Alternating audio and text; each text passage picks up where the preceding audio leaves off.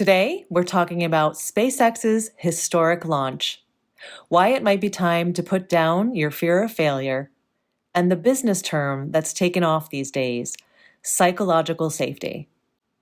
Hi, I'm Lucy Gable, and welcome to my channel. This is a podcast on leadership, life, health, and happiness. Having optimal brain power, optimal health, and being your optimal self for yourself and others. SpaceX accomplished an historic launch just a few days ago on April 20th, 2023. They launched the biggest rocket in history, and it got 4 times higher than an airplane flies. They aborted it. The fact still remained that it was the first time that size rocket was ever launched, and it was a big win for SpaceX. I was surprised when I listened to the news to hear newscasters talk about it as though it was a failure. And when I talked to some family, they had listened to the news and they were also thinking it was a failure. I was surprised because I had been mainly talking about this launch with people I know who work at SpaceX, and they were excited just to try it for the first time, to get some data and learn some lessons, and then get back out there and do it again. So I knew that they were going to celebrate the fact that they had gotten as far as they did. Incidentally, SpaceX is one of the most innovative, successful, and fastest growing companies in the world today.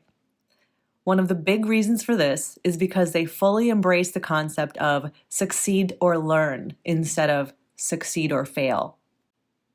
In the early years, they got out there and started launching rockets and watched them fall to the ground, but they kept going until they got it right. They didn't get embarrassed if a launch didn't work. They didn't shut down or run and hide for years until people forgot about it. They just got right back up and kept going, trying and trying, out there in the public eye while the whole world was watching. Last year, they had more than 60 successful launches, and they're on track for 100 in 2023.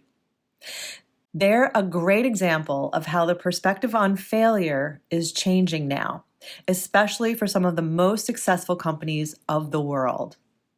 I'm going to share how it's changing and why it is, and you might find that it could be healthy for you to reframe your own idea of failure. Before diving into conversation about corporations or worldwide events, let's drop way back and talk about your personal perspective. Have you been afraid of failure yourself? In the past, failure was seen as a weakness. If you show someone you failed, it meant you were imperfect. It was thought of as an embarrassment. It may have downgraded your credibility in some people's eyes. You may have grown up during that time, or you may have grown up in a family that taught you this. So that would have contributed to your fear of failure. If this is you, you're definitely not alone. Growing up, I learned that failure was bad. And when I first started hearing about the importance of failure being reframed as learning, I was interested and started looking deeper into it. Research on marketing and psychology found quite some time ago that when people see you're not perfect, they find you more relatable. They see you as more like them, which makes you more likable and even more trustworthy because it doesn't seem like you're someone who's out of touch with the real world or the human experience in terms of going through bumps and bad times. I personally think this perspective became much more common with the dawn of reality TV. And then YouTube creators and people on social media started showing their imperfect sides, and market research shows that audiences are drawn to it. It humbles the person who makes the mistake, and it draws their audience closer to them. It makes their audience feel more loyal and as though they have an inside look into the real life of this person. Research on corporate culture has recently started to highlight the benefits of making failure an acceptable part of work. When companies promote a culture that embraces failure, it means every time a success doesn't happen, they make it an opportunity to learn and grow, rather than an embarrassment or something to hide. And that leads to faster experimentation and innovation, which leads to faster success. Now, if research is showing it works for all of these people in large companies, think of how it could work for you. Now, I want to make sure I'm clear. When we fail at something and it hurts someone, or we failed in the sense of we didn't keep our word, or we lost integrity in some way, that's different.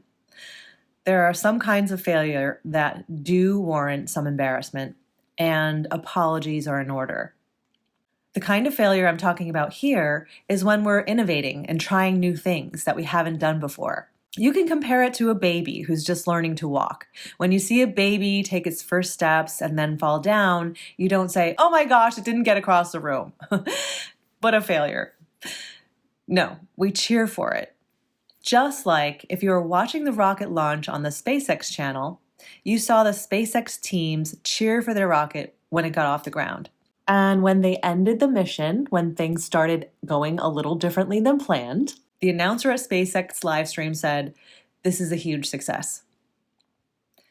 When we celebrate the fact that we tried and we can see how we made progress and we can get data from our effort, it gives us motivation to keep working and trying new things until we get where we want to go. Because the first time we try anything is generally not going to be the rocking success that we're looking for. And the more we normalize this natural phenomenon of life, the less disappointed we are in ourselves, and the more we just get up and roll with it. And that's a fun way to work. It's also what we call resilience. Psychological safety is a big buzzword right now in business. Psychological safety means people feel comfortable taking risks, expressing their ideas and opinions, and making mistakes without fear of punishment or shame. According to research by Google, psychological safety is the critical factor that distinguishes high-performing teams from low-performing ones. If you're a leader of people, when you allow them to experiment and learn from mistakes, it creates a culture of curiosity and learning, which is a highly motivating environment, and it turns up the volume on creativity. You can create this kind of environment for others, and you can create it for yourself. From my experience, when you reframe failure as learning, it really does keep your energy flowing on high. Think of the freedom that you would have if you didn't punish yourself over and over again for missing the mark the first time or the second time or the third. There's a release of tension and pressure. It puts more joy into your work. So what about you? Does your company have a culture of embracing failure? If people follow you, are you helping them reframe failure as learning? And have you done this for yourself? When you miss the mark on something you're working on, do you punish yourself and call yourself a failure? Or do you allow yourself to look at it as a lesson that'll add a building block to your success in the future? Let me know in the comments. Subscribe to know when I release my next podcast. This is Lucy Gable. I look forward to speaking with you next time.